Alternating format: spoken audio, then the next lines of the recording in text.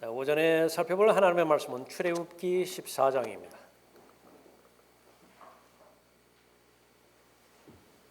출애굽기 14장 10절부터 14절까지 받들겠습니다.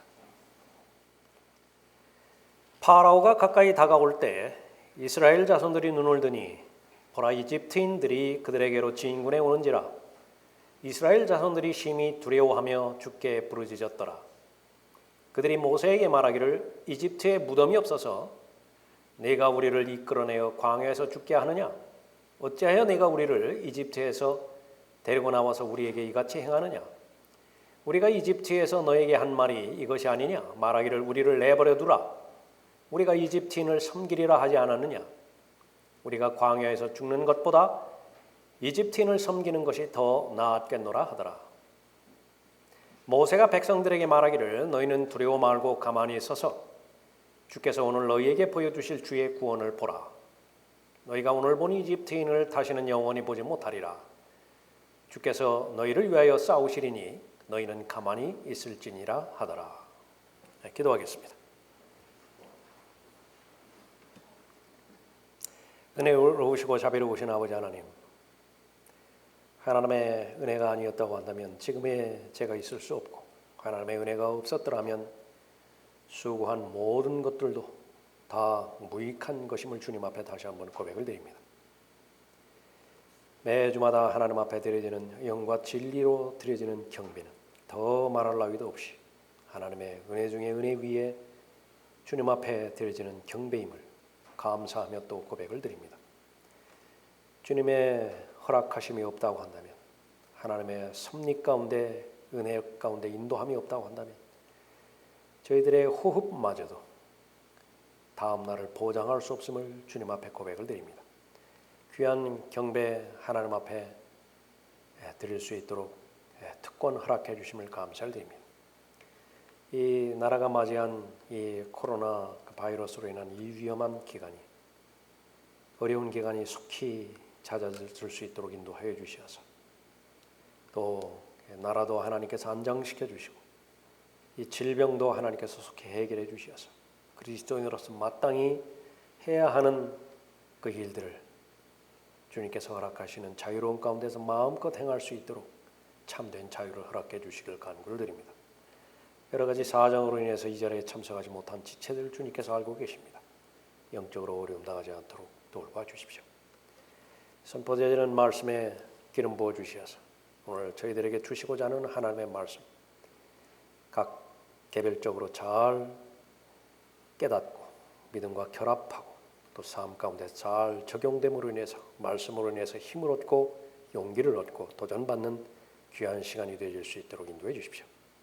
각 사람의 마음 준비시켜 주시며 저를 주님 영으로 충만하게 채워주실 때 악이 어떤 세력으로든지 공격하지 못하도록 보호해 주시길 원합니다. 주 예수 그리스도의 이름으로 기도드렸습니다. 아멘. 자, 설교의 제목은 두려움을 극복하려면, 두 번째 시간입니다.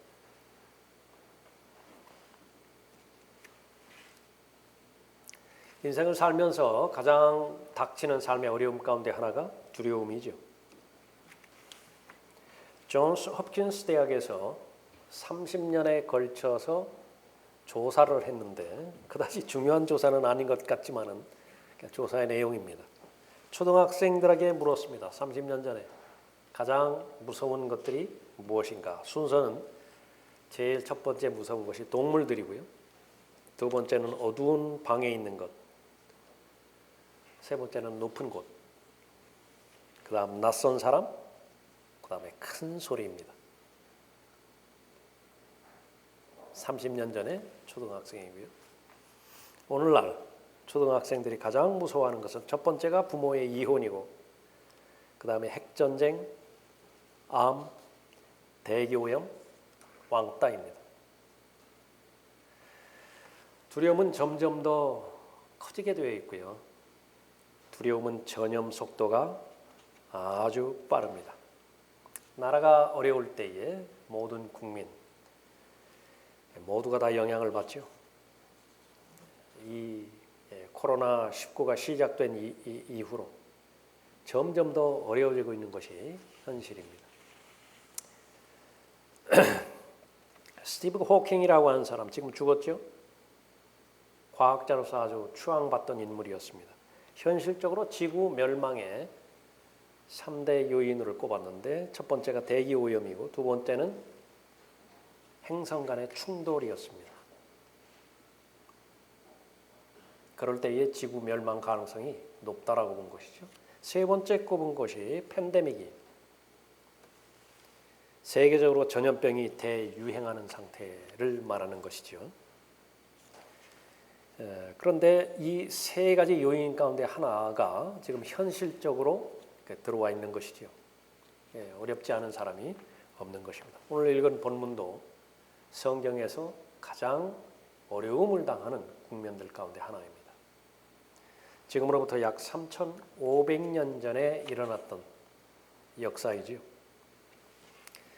하나님께서 200만 명이 넘는 이스라엘 민족을 홍해 근처에 야영하도록 장소를 허락해 주셨어요. 지정하셨습니다.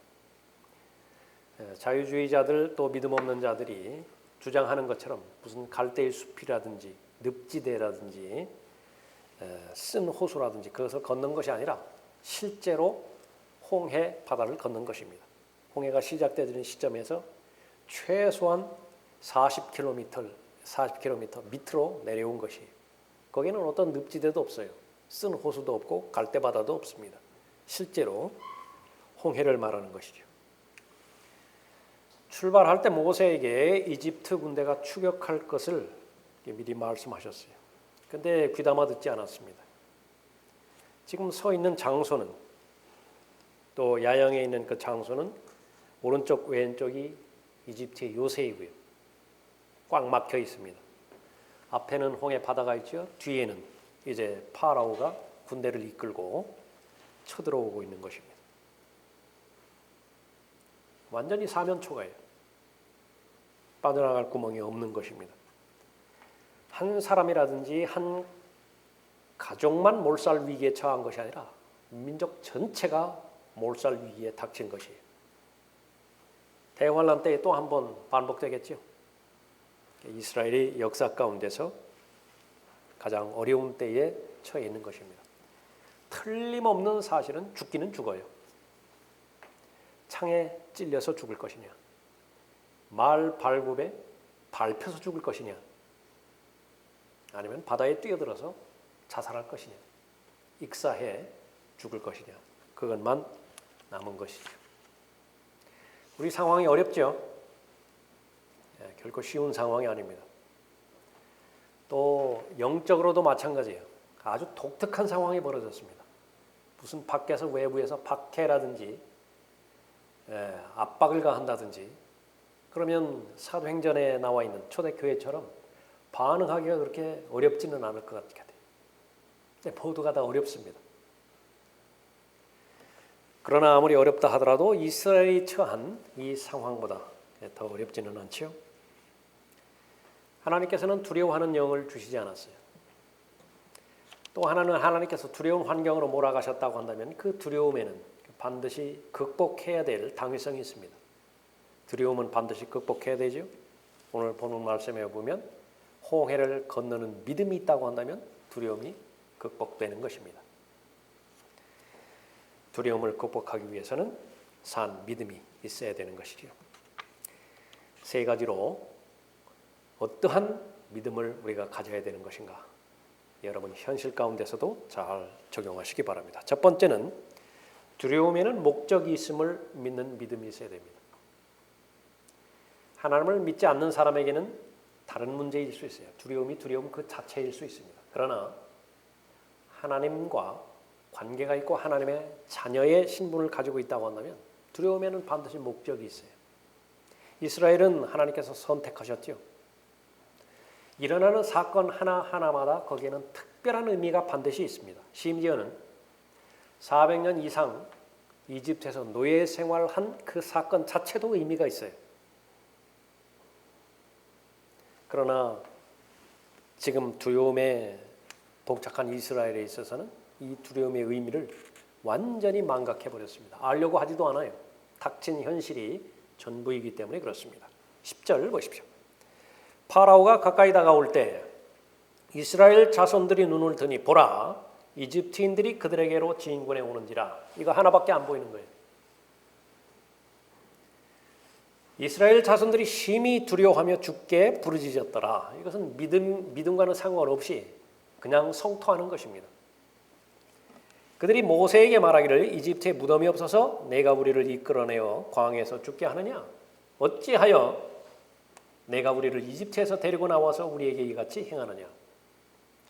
위기가 닥치면, 두려움이 엄습하면 다른 어느 때보다도 강한 결속으로 하나가 되어서 위기를 극복하려고 하는 시도를 해도 모자랄 판에 언제나 그러하듯이 이 이스라엘은 모세 하나를 경향해서 불평불만을 쏟아내는 것입니다. 결국은 보이지 않는 하나님에 대한 원망이지요. 12절에 우리가 이집트에서 너에게 한 말이 이것이 아니냐, 말하기를 우리를 내버려두라, 우리가 이집트인을 섬기리라 하지 않았느냐. 우리가 광야에서 죽는 것보다 이집트인을 섬기는 것이 더 낫겠노라 하더라. 모두가 다 거짓말이에요. 모두가 다 거짓말입니다. 광야에서 죽는 것보다 이집트인을 섬기는 것이 더 낫겠노라. 한 몇 년 전으로만 돌아간다 하더라도 자신이 노예 생활이었을 때 그 노예 생활이 아주 고된 생활이었다 성경은 기록하고 있거든. 그들의 생활을 고된 노예 생활, 즉 흙 이기는 일과 벽돌 만드는 일과 들에서 섬기는 모든 일에서 더욱 힘들게 하더라. 그들이 이스라엘 백성들로 섬기도록 하는 모든 일이 엄격하였더라. 이 일만 힘든 것도 무거운 짐인데 거기에 엄격하기까지 하면은요, 사람이 살 수가 없어요. 차라리 죽음을 달라고 하는 것입니다. 무엇이 아니면은 자유가 아니면. 세월이 지나서 그 이집트 왕은 죽고 이스라엘 자손들은 노예 생활로 인하여 탄식하여 부르짖으니 노예 생활로 인한 그들의 부르짖음이 하나님께 상달되었다. 노예 생활할 때의 그 기록입니다. 이 이스라엘의 탄원을 하나님께서 들으시고 구원자 모세를 보내주셨죠. 그래서 모세의 인도함을 따라서 이집트를 나왔습니다. 그것을 잊으면 안 돼요. 분명하게 이집트 군대가 추격해 올 것이라고까지 말씀해 주셨죠. 사람이 급하면 다 잊어버리는 것입니다. 정신이 없어요. 닥친 현실밖에 없기 때문에 그런 것입니다. 모든 것이 끝났구나. 내 생애는 여기까지구나. 마지막이구나. 절망 가운데 빠지게 된 것입니다. 두려움은 그것으로 몰아가요. 결국 마지막으로 몰아가게 되는 것입니다. 실제로 이 두려움에 대해서는 객관적으로 잘 우리가 알아야 됩니다. 반드시 필요해요. 두려움이라고 하는 것은 삶을 살아갈 때 두려움을 느끼는 것은 뇌의 한 가운데 편도라고 하는 그런 지점이라고 하는데 엄지 손톱만 하다고 합니다. 아주 작은 부분인데 삶의 질을 완전히 결정해버리죠. 신체적으로 안전해야 돼요. 위협받지 않아야 됩니다. 이것이 이제 위협을 받을 때 활성화가 돼서 두려움을 느끼게 되고 그 두려움의 형태가 다른 면에서 이제 분노로까지 그렇게 표현이 된다고 합니다. 나를 공격하는 공격자가 도저히 내가 감당할 수 없는 대상임을 인지를 해요. 그러면 공포에 질려버립니다. 본문의 이스라엘이에요. 파라오 군대가 병거를 이끌고서 달려오는 것인데 그것은 백전백패의 분명한 사실입니다. 그러니까 공포로 질려버리는 거예요. 반대로 나를 공격하는 공격자가 내가 이길 수 있어요. 그러면 분노로 표출이 되는 것입니다. 파라오의 경우에 분명히 이길 수 있어요. 다 죽여버릴 수 있어요. 멸망시킬 수 있습니다. 그러니까 분노하면서 지금 다가오는 것입니다. 이 두려움 가운데서는요, 아주 비정상적인 두려움이 있어요. 파스테르 알죠? 그 세균과 관련돼서 프랑스 화학자입니다. 인류에 아주 지대한 공헌을 한 사람이죠. 근데 비정상적인 두려움이 있었다고 그래요. 무엇이냐 그러면 이 먼지나 감염에 대한 공포에 악수를 하지 않았습니다. 쉽지는 않았겠죠, 사회생활이. 또 미국의 벤자민 해리슨 대통령이 있는데 이 부부는요 똑같이 남편과 아내가 다 백악관에 설치된 최신 전기장치, 스위치 여기에 대해서는 아주 공포를 가졌대요. 저는 조금 이해가 됩니다. 저도 이 두꺼비 집 함부로 못 만져요. 밤에 잠을 자는데 이제 늦게까지 업무가 진행될 때 하인들이 다 퇴근할 거 아니겠어요? 돌봐주는 사람들이. 그 사람이 없으면은요 불을 켜놓은 채 부부가 자는 거예요. 만질 수가 없어서. 사람마다 다 다릅니다. 나는 무엇에 의해서 두려움을 느끼는 것인가? 두려움이 지속되면 뇌에 피로감을 가져다주고 무기력해지고 짜증이 연속되어지고 그러면 부정적인 사고가 그 사람을 엄습하게 된다고 합니다. 나중에 보면 이 두려움이요 사람이 이상하게 만들어 버리는데 쉬운 말로 미쳐버려요. 반드시 해결이 돼야 됩니다. 성경에서 죄는 사람을 미치게 만들어 버립니다. 하나님 앞에 해결하지 못하는 죄는 미쳐버리게 만들어요. 첫 번째 사람이 하나님 앞에 범죄했을 때 두려워 숨어버렸죠. 하나님 앞에 고백한 것입니다. 무엇이 두렵죠? 또 하나님의 보호를 더 이상 받을 수 없어요. 하나님 없이 살아가야 돼요. 안전이 보장되지 않는 것입니다. 대표적인 사람으로 이 본문에 나오는 이 파라오. 그만큼 얻어맞았으면 됐어요. 파라오가 이집트에서 10가지 재앙을 맞았을 때에 그 중간중간에 신하들이 충원을 합니다. 이집트를 완전히 망쳐버릴 심상입니까? 그러니까 중간중간에 동의도 해요. 그러다가 첫 태생이 죽어버렸죠. 완전히 항복하는가 싶었는데 시간이 지나니까 또 잊어버리는 것입니다. 죄는 바로 그런 것이에요. 위기의 상황을 맞이했을 때에 하나님께서는 반드시 목적을 제시를 합니다. 그 두려움이 어떤 목적으로 온 것인가? 하나님 앞에 범죄했을 때에 불뱀을 보내서 다 물려 죽게 만들어 버렸죠. 하나님으로부터 멀어졌기 때문에 하나님께 가까이 다가오라는 것입니다. 모세로 하여금 놋뱀을 만들게 해서 장대 위에 매달았습니다. 쳐다보면 사는 거예요. 구원받으라는 것입니다. 모세가 광야에서 뱀을 들어 올린 것 같이 인자도 그렇게 들려 올려져야만 하리니. 왜 모든 사람들에게 그렇게 두려움을 하나님께서 허락하시는 것입니까? 구원받지 못했다고 한다면 구원받으라는 것이에요. 그 두려움이 없다고 한다면 구원받을 수 있는 사람은 없습니다. 모두가 다 자기 한계 상황을 경험을 해야 자기 자신에 대해서 포기하고 하나님께 다가오기 때문에 그렇습니다. 인자도 그렇게 들려 올려져야만 하리니 이는 그를 믿는 사람은 누구든지 멸망하지 않고 영생을 얻게 하려 함이니라. 이것이 요한복음 3장 15절 말씀이야. 16절 여러분이 잘 알고 있는 구절이죠. 그 목적으로 독생자를 보내주신 것이에요.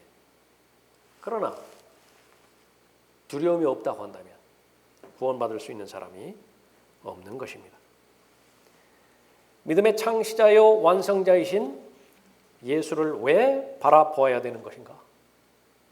궁극적으로 하나님께 답이 있기 때문에 그런 것이죠. 땅을 바라보면 두려움이 삼켜버립니다.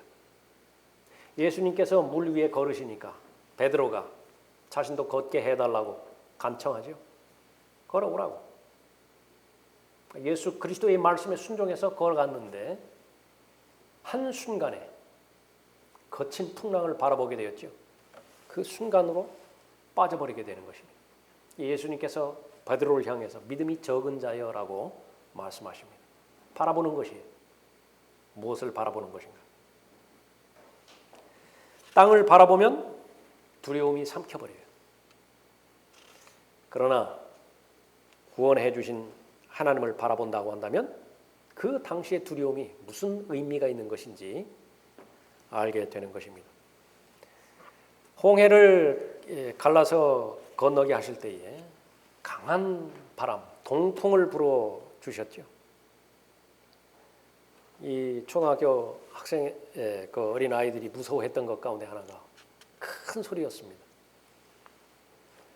바람이 얼마나 크게 불었으면요, 이 홍해 바다를 다 밀어버렸을까요? 그리고 양벽에 물벽이 생기게 만들었겠습니까? 그 정도 소리를 한번 생각해 보세요. 사람이 들을 수 있는 최고의 소리가 아마 나이아가라 폭포 소리 그 정도일 것 같습니다. 그럼 그건 비교가 안 되는 소리죠. 그 두려움의 대상인 바람 소리가 결국은 자기를 구원해 준 거예요. 홍해 얼마나 두려움의 대상이었습니까? 그러나 그 홍해가 갈라짐으로 인해서 그 무서웠던 대상, 두려웠던 대상이 실제로는 구원의 주체가 돼버린 것이에요. 사람은 이 두려움에 봉착했을 때 모두가 다 동굴로 생각하게 되집니다. 끝이 있는 것이에요. 아, 마지막이구나. 여기까지구나. 이제는 죽었구나. 그런데 하나님을 바라보면 바로 그 동굴로 여겨졌던 현재의 상황이 사실은 터널이었구나라고 하는 것을 깨닫게 해주는 것이요. 통과하는 것입니다. 이 두려움을 통해서 얼마나 자신이 나약한 존재인 것인지를 깨닫게 해주는데 또 목적이 있어요. 이스라엘은 하나님의 인도함을 받아야 되는데 조건은 하나입니다. 겸손해야 돼요. 겸손하기만 하면 모든 면에 있어서 하나님을 인정할 것이고, 모든 면에 있어서 하나님을 인정할 때 하나님의 보호하심을 받지 않을 수가 없습니다. 구름 기둥과 불 기둥으로 언제든지 하나님께서 인도하실 것이에요. 그러기 위해서는 겸손해져야 됩니다. 사람이 강한 것 같아도 조금만 두려움이 엄습해 오면 낮아지지요. 하나님께서는 인성을 아십니다. 하나님의 돌보심 가운데 하나인 것입니다. 이 두려움 포함해서 어려움, 역경, 고난, 환난, 이 부분들은요, 특히 하나님을 섬기고 하나님과 동행하는 그리스도인을 바라보는 거울이 되는 거예요. 내 안에 형성된 믿음, 내가 고백하는 하나님에 대한 사랑, 하나님을 믿고 하나님을 신뢰하는 그 신뢰의 깊이 어느 정도나 되는 것인가 나는 몰라요. 그러나 이런 환난이 다가왔을 때에 드러나게 되어지죠. 그럼 내 실체를 정직하게 파악하게 되어지는 것입니다. 이스라엘의 경우 바로 그런 부분이었어요. 다 하나님을 믿고 구원자 모세의 뒤를 따라서 왔지만은 이 어려움에 봉착하게 되었을 때에 즉각적으로 모세에 대해서 불평하고 불만했었던 것이죠. 참된 용기로 충만한 사람, 그 사람은 겸손한 사람입니다. 하나님께서 넣어주시는, 부여해 주시는 담대함으로 잘 무장되었기 때문에 그렇죠. 담대함 없이 어떻게 광야를 통과할 수 있을까요? 담대함 없이 어떻게 가나안 땅에 들어가서 가나안 정복이라고 하는 위대한 역사에 쓰임받을 수 있겠습니까? 그러기 위해서는 겸손하게 잘 빚어져야 되는 것이죠. 젊을 때의 고생 다 사서 얻을 것이 아니에요. 어떤 사람은 젊을 때의 고생으로 인해서 인생이 망가져 버립니다. 어떤 사람은 성숙하게 되어지는 좋은 계기가 되어지죠. 그리스도인들도 역시 마찬가지예요. 그 고생이 없었더라고 한다면, 그 환난이, 두려움이 없었더라고 한다면 지금 이 현재 있는 쓴뿌리 안 가졌을 거예요. 반대로도요. 지금 그때의 어려움과 역경이 없었더라고 한다면 지금 믿음의 도약을 할 수도 없었겠죠. 목적이 있습니다. 하나님의 자녀에게만 하나님께서 목적이 있는 것이 아니라 하나님을 대적하는 자들에게도 목적이 있어요. 파라오를 향한 하나님의 목적이 있습니다. 이스라엘 백성을 진퇴양난 그 부분으로 몰고 가셨죠. 파라오에게 대한 목적은 무엇인가? 하나님께서 공의로우시고 하나님께서 심판하시는 실제가 되시는 하나님이심을 입증하기 위해서 그렇게 몰아가신 것입니다. 출애굽기 14장 18절에 보면 내가 파라오와 그의 병거들과 그의 기병들을 위해서 영예를 얻고 나서야 이집트인들은 내가 주인 줄 알게 되리라. 모든 심판을 다 받고 나서야 그 다음에 주인 줄 알아요. 왜 사랑의 하나님이, 자비의 하나님이 백보자 심판에서 모든 구원받지 않은 자들을 최종적으로 심판해서 불못에 다 넣으실까요? 그때 가서야 모두가 다 하나님을 주라고 고백하기 때문에 그렇습니다. 영예를 얻는 것이. 이집트에게는 구원이 된 홍해가요, 이 파라오를 비롯한 이집트에게는 정죄가 되어버린 거예요. 다 목적이 있는 것입니다. 독보리를 지금 현재 당장 뽑지 않죠? 왜 그렇습니까? 목적이 있다고요. 독보리를 향한 목적도 있다고요. 이 부분에 대해서 라커만 목사님의 설명입니다. 이제 하나님께서는 다른 레인의 볼링 핀들을 가지런히 놓으신다. 다 쓰러졌는데 쓰러질 것임에도 불구하고 다 세워놓는 거예요. 뭔가 되는 줄 알겠죠? 번성입니다. 부흥입니다. 왜 악인이 번성을 하죠? 왜 악인이 부흥을 하죠? 이해가 다 안 돼요. 그러나 하나님께서는 의도를 가지고 다 볼링핀을 하나하나 세워놓는 것입니다. 목적은 무엇이라고요? 단 한 번의 스트라이크를 치기 위함이라 그렇게 말씀하고 있는 것입니다. 두려움은 반드시 극복해야 됩니다. 홍해를 건너는 믿음이 있어야 되죠. 두려움에는 목적이 있습니다. 그 두려움 그 자체로만 생각할 때는 정신이 없을 수 있어요. 당황할 수 있습니다. 그것만 보인다고요. 그러나 하나님께서는 시작하셨다고 한다면 반드시 마무리를 지으시지요. 하나님께서 간섭하신 가운데서 주시는 것 가운데 의미 없는 것은 아무것도 없어요. 두려움을 극복하려면 홍해를 건너는 믿음이 있어야 됩니다. 두 번째로 아무리 어려워도 하나님께는 방법이 있음을 확신하는 믿음이 있어야 돼요.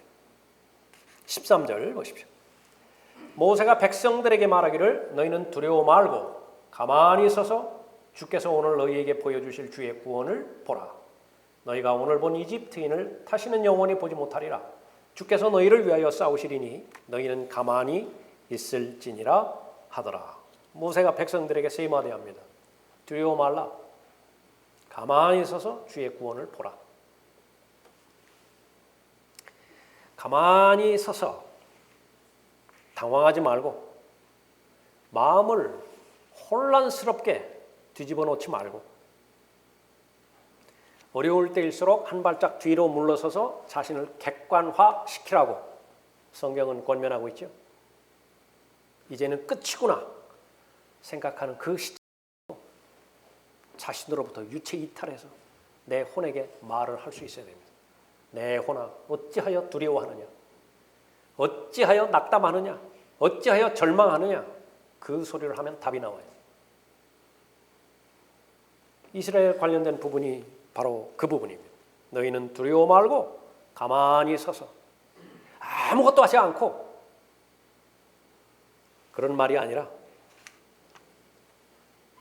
하나님의 약속을 다시 한번 되새겨보고 하나님의 목적을 다시 한번 인식해보고 그 결과 하나님께서 보호해 주시는 보호하심과 하나님께 주시는 안식, 그것을 알고 누리라라고 하는 것입니다.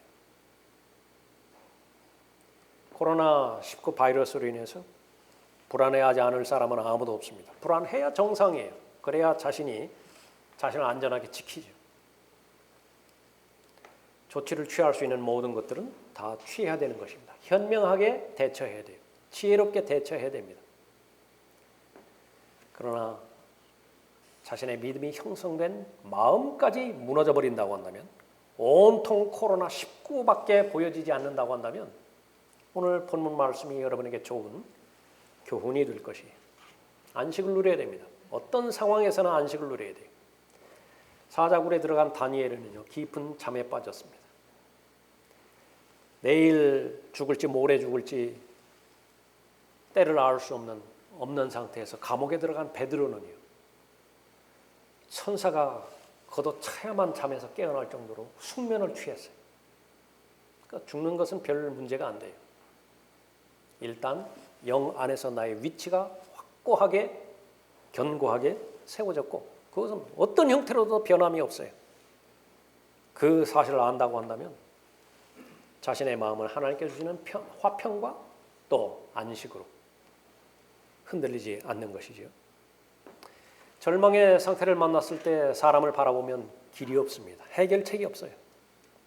나를 바라보아도 그렇고 주변을 바라보아도 그렇습니다. 그러나 하나님 바라보실 때요, 전지전능하신 분 아니세요? 무에서 유를 창조하신 하나님이십니다. 홍해 자체를 창조하신 분이세요. 온 우주, 전체 우주가 물로 꽉 찼을 때요, 하나님께서는 말씀 한마디로 인해서 이 온 물을 다 사방으로 몰아넣으신 분이시죠. 그래서 둘째 하늘과 셋째 하늘 사이는 거대한 물층이 있잖아요. 홍해가 문제가 되겠어요? 이 당시에 이스라엘 민족은 그러한 지식이 없어서 그렇지만은요, 그러니까 여러분들의 경우는 다르죠. 못하실 것이 없으신 분이시라고. 우리가 끝이라고 생각하는 그 부분, 하나님께서는 시작이에요. 저런 사람도 구원받을 수 있을까? 하나님께서는 시작이에요. 구원하신다고요. 저런 사람도 하나님께서 쓰실까? 하나님께서는 시작이에요. 그 사람을 반드시 쓰신다고. 모세는 기도했죠. 상상하지 못한 바다가 열렸습니다. 어떻게 상상할 수 있겠어요? 예수님께서는 내가 길이라고 말씀하셨습니다. 진리라고 말씀하셨고 생명이라고 말씀하셨죠. 그 예수 그리스도를 우리는 주님으로 영접하고 동행하고 있는 것입니다. 생명의 새로운 길, 성령 안에 머물러 있을 때에 보장해 주시는 길이에요. 생명의 새로운 길로 우리 넣어주셨고 그 길로 걸어가게 해주시는 것입니다. 진리의 길이고 영생의 길이고 부활의 소망을 지니고 살아가는 것이죠. 믿음으로 시작했다고 한다면 믿음으로 완성해야 됩니다. 그러나 많은 경우에 믿음으로 잘 출발했지만은 자신의 의로 마치려고 할 때에 하나님께서는 경고하시죠. 두려움을 극복하려면 믿음이 있으면 됩니다. 본문에서는 홍해를 건너는 믿음이에요. 세 번째로 하나님의 명령에 순종해서 앞으로 나아가는 믿음입니다. 15절 보십시오. 주께서 모세에게 말씀하시기를 너는 어찌하여 내게 부르짖느냐? 이스라엘 자손들에게 말하여 앞으로 나아가게 하고 너는 내 막대기를 들어 내 손을 바다 위로 뻗쳐서 그것을 가르라. 그리하면 이스라엘 자손들이 바다 가운데를 통과해서 마른 땅 위를 가리라. 믿음으로 섰다면 가만히 서서 그랬죠. 그 다음에 해야 되는 일은 이제 믿음으로 걸어가는 일입니다. 사람들이 생각하는 것처럼 습한 늪지대가 아니라 성경에서는 분명하게 반복해서 마른 땅이라고 언급하고 있습니다. 하나님께서 행하시는 강한 동풍, 바람을 불게 해서 땅이 완전히 바싹 말라버리게 되는 것이 먼지까지 일어났을지도 몰라요. 옆은 물벽이 되어지죠. 얼마나 오래 걸렸겠습니까? 그 홍해를 건너는 데 있어서. 어린아이들이 장난쳤을지도 몰라요. 한번 확 밀어버리면 저기 벽에 부딪히면 옷이 젖었다고. 밤새도록 하나님께서 그 강풍을 보내셔서 바다를 열어놓으신 것입니다. 하나님을 믿는다라고 하는 것은요, 걸어가는 것을 말하는 거예요. 신약성경에 특히 많이 나오죠. 믿음 안에서 행하는 것, 걸어가는 것을 말하는 것입니다. 이제는 일어났죠. 잠자는 자여 깨어라. 일어났습니다. 가만히 서서 믿음 안에서 이제 견고하게 섰죠. 내가 걸어야 될 항구가 있잖아요. 도착지가 있죠. 걸어가는 것입니다. 속도는 각 사람마다 다 다릅니다. 빠르게 걷는 사람도 있고 느리게 걷는 사람도 있고 제일 선두에 앞서가는 사람도 있겠죠. 모세가 제일 선두에 앞섰을 거예요. 젊은이들, 청년들 얼마나 속도가 빨랐겠어요. 그러나 어린아이들, 노인들 뒤에 처졌을 것이에요. 속도는 문제가 되지 않습니다. 하나님께서 마지막 한 사람까지도 책임지시는 하나님이시니까 그런 것이에요. 그러나 방향은 일치해야 돼요. 방향은 일치가 해야 된다고요. 이집트가 방향이 돼서는 안 됩니다. 이집트로부터 탈출해서 이제는 광야를 향해서 나아가야 되는 것이죠. 여기에 참여한 모든 사람들은 그리 처음부터 믿음이 좋았던 사람은 아니에요. 대표적으로 이스라엘 민족을 평가할 때 목이 곧은 백성이라고 언급하고 있죠. 육신적이라고요. 그럼에도 불구하고 최소한 한 가지 하나님께서 말씀하신 사실을 믿을 수만 있다고 한다면 그 믿음에 의해서 걸어갈 수는 있는 것입니다. 14장 마지막 절에 보십시오. 이스라엘이 주께서 이집트인들에게 행하신 위대한 일을 보고 그 백성이 주를 두려워하고 주와 그의 종 모세를 믿더라. 두 가지 했는데요. 이 위대한 일을 직접적으로 경험한 것입니다. 하나는 하나님을 두려워했어요. 두려움을 극복한 사람의 특징은 하나님을 두려워하는 것을 배웁니다. 그 전까지 하나님 두려워하지 않았어요. 무엇만 두려워했나요? 코로나19만 두려워했다고요. 가족의 안정만 두려워했다고요. 직장을 잃는 것, 미래가 불확실한 것, 암, 말기 이런 것만 두려워했어요. 그러나 잘 극복했을 때에 하나님의 섭리를 경험하게 되었고요. 하나님의 은혜 가운데 자신이 포함되었다는 사실을 알 때였을 때 결과는 하나님을 두려워한 것입니다. 그것은 하나님을 믿는 것과 똑같은 말이에요. 하나님을 믿는데 하나님을 두려워하지 않는다. 이것은 자유주의자들이 퍼낸 마귀의 교리입니다. 사랑의 하나님이고 자비의 하나님이시기 때문에 우리는 더 이상 하나님을 두려워할 필요가 없다. 이건 마귀의 신학이에요. 본문 말씀에서도 하나님의 명령에 순종하는 사람은 앞으로 나아가는 사람이고요. 하나님과 더불어서 앞으로 나아갔을 때에 하나님의 목적에 도달했을 때에 간증이 있는 사람입니다. 하나님을 두려워할 줄 알고 또 하나님을 믿는 사람이죠. 이 홍해가 열렸을 때에 첫 발을 내딛는 이스라엘은 얼마나 겁을 먹었을까요? 처음에는 시작했지만 중간에 이 바닷 물결이 다시 회복되면 어떻게 돼요? 수장돼 버리는 것이죠. 이집트 사람들처럼. 그러나 그 믿음은 단순한 믿음이었고 또 어린 아이와 같은 순전한 믿음이었습니다. 하나님께서 원하시는 믿음, 그것은 실천이 있는 믿음입니다. 직접 무릎 꿇는 거예요.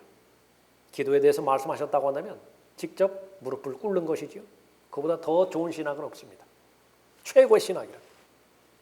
한 걸음 앞으로 나아가는 것입니다. 그만두라고 하면 그만하는 사람이고 더 나아가려고 한다면 더 나아가는 사람입니다. 오늘 여러분에게 닥친 홍해는 무엇입니까? 좌를 돌아보고 우를 돌아봐도 이집트 요새지요. 거기는 막혀 있습니다. 뒤를 돌아다볼 때에 그것은 더 무거운 부담입니다. 이집트 군대가 추격해오고 있습니다. 세상의 풍조라고 하는 것은요, 이 세상의 신이 불어제끼는 바람을 말하는 것인데 시간이 지나면 지날수록 더 거세요. 더 사람들 여유 없게 만들고 더 세상이 주는 두려움과 공포감 가운데서 안절부절하게 만드는 것입니다. 과거에 30년 전에 초등학생들은 어두운 곳 그것을 무서워했다고, 높은 곳 그것을 무서워했다고 그랬잖아요. 그러나 30년이 흐른 다음에 무엇이 무섭다고요? 핵이 무섭다고요. 암이 무섭다고요. 어린아이들이 그것을 두려워하는 것입니다. 이 지상에 현실적으로 두 발을 딛고 살아가는 그리스도인들 역시 마찬가지입니다. 하나님 한 분을 바라보는 데서 눈을 돌려서 자신을 바라본다든지 여건과 환경이 이 세상을 바라볼 때 두려움은 점점 더 커지게 되는 것이 나중에는 미쳐버립니다. 정신적으로 이상이 생기는 거예요. 영적으로 아무것도 하지 못하는 그런 영적 질병에 걸려서 자신의 생애를 망쳐버리게 되어지는 것입니다. 현실적으로 여러분의 닥치는 어려움, 그 무엇이든지요. 각 사람마다 다 다르겠죠. 그 무게도, 중압감도 다 다르겠죠. 하나라도 발견이 되어진다고 한다면 극복해야 됩니다. 여러분이 홍해를 건너는 믿음, 그 믿음이 있다고 한다면 두려움을 극복할 수 있어요. 여러분이 어떤 여건과 어려움 가운데 처했다 하더라도 우연히 다가오는 사건은 없습니다. 제일 먼저 거기서부터 시작하십시오. 여러분을 사랑하시죠? 여러분에게 최고의 것들을 주시는 하나님이십니다. 여러분 훈련시키기를 바라시고요. 하나님의 전신갑옷으로 무장시키기를 원하세요. 그 목적을 실현시키기 위해서 시험과 어려움과 역경과 고난, 환난, 두려움 이것이 없다고 한다면 하나님께서는 그 목적을 이루실 수 없는 것입니다. 그 두려움이 다가오게 되었을 때에 내게는 불가능하다 하더라도 하나님께는 불가능이 없어요. 그때에 하나님을 입증해 드리고자 하는, 하나님을 믿는 믿음을 입증해 드리고자 하는 좋은 믿음의 기회로 하나님 앞에 적극적으로 나가십시오. 여러분에게 구체적으로 말씀하실 것이 있더라고요. 거기에서 오른쪽으로 가라고 하면 가면 되는 것이에요. 왼쪽으로 가다가 그 지점에서 중단하라고 하면 중단하면 되는 것이에요. 실행하는 믿음, 실천하는 믿음. 하나님께서는 죽은 믿음이 아니라 산 믿음을 원하시는 것이죠. 단순하게 여러분의 마음 안에 들어와서는 안 되는, 바닷물이 들어와서는 안 되는 것이죠. 들어온 부분이 있다고 한다면 다시 한번 예수 그리스도의 보혈에 의지해서 다시 새롭게 여러분의 마음을 잘 준비시키시고, 언제일지 모르지만 그리 오래되지는 않습니다. 그리 많이 남아있지는 않아요. 들림마다 올라갈 그때까지 이 지상에 사는 동안에 가나안 땅 셋째 하늘에 들어가는 순간까지 늘 지속적인 승리의 삶으로 인해서 두려움을 여러분에게 주신 하나님의 목적을 잘 실현시킴으로 인해서 더 견고하고 흔들리지 않는 믿음을 유지하는 여러분이 되시기 바랍니다. 기도하겠습니다.